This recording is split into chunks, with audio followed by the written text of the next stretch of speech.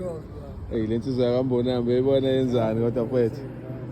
Uzizwa njani sibari kaphizi lihle kanje sibari? Ngijabule kakhulu kabi sibari. Ujabule kakhulu. Ngiyabonga. Sesibona ama video eKFC. Yeah.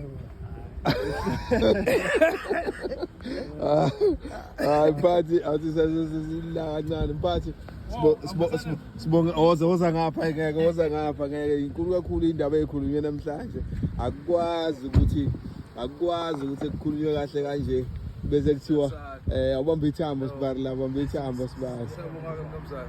yeah Uphathe kahle-ke sithemba ukuthi uyasixoxela siqhubeka kanje siya phambili nakusumnyango kwesongenelela la sixoxe khona siqhubeka phambili kwakhe lesizwe nawe-ke fundisa-ke intsha esakhula ukuthi siphathe kanjani empilweni njengendlela esikhulume ngayo ukuthi nawe uyadingeka ukuthi ubambe ingxenye ekulekeleni wakhe isizwe siya phambili sobonana ngalela langa Mbonambe siyabonga kakhulu bhuti wami siyabonga kakhulu mfethu ngiyabonga kakhulu bhuti wami mfethu kukhulu kakhulu okwenzile mfethu ukusihlanganisa nje kukhulu siyathoba kakhulu nako umphathi uthatha isikhathi sakhe esibaluleke kangaka nokwenza nje usibari abukeke muhle kangaka ngiyabonga kakhulu bafethu uNkulunkulu anibusise kukho konke ngicanga ukuthi ukusuka manje kuseyinhlelweni zethu zobade sihlela nje kuseyinhlelweni zethu ukuthi sisuka siya ngaphi kodwa ngifisa kakhulu uNkulunkulu angenelele kakhulu kuzo zonke izinhlelo zethu ngoba okukhulu kakhulu esikukhulumayo asikhulumi